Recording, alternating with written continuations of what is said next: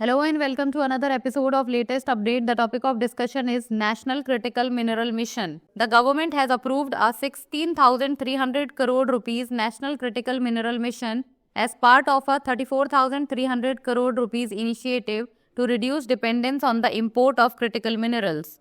The mission aims to increase the domestic exploration of critical minerals and acquire mineral blocks abroad. The mission focuses on promoting the exploration of minerals such as lithium, cobalt, copper, nickel, and rare earth elements essential for clean energy technologies. Public sector enterprises are expected to contribute 18,000 crore rupees to the mission, which aims to achieve self-reliance in the critical mineral sector and boost India's green energy transition. Before we proceed, we have an important announcement for you.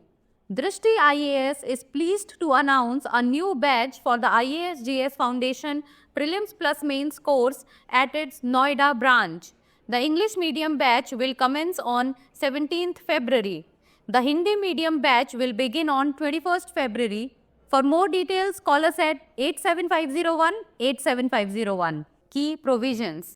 A fast-track regulatory approval process will be established for critical mineral mining projects. The mission will promote recycling and the recovery of minerals from end-of-life products. The government has eliminated customs duties on most critical minerals, ensuring better availability and encouraging mineral processing setup. Research institutions and public-private partnerships will play a key role in advancing the mission's objectives. Financial incentives will be provided to encourage the exploration and mining of critical minerals within India and offshore. Impact on clean energy.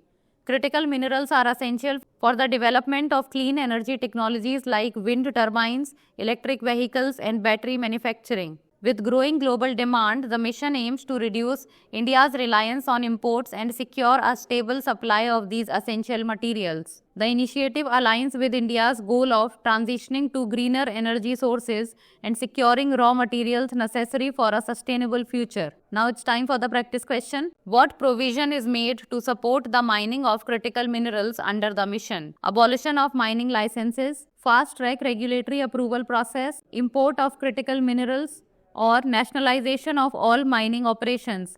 Send the answer of this question in the comment section. That's all for today. Thank you so much for watching.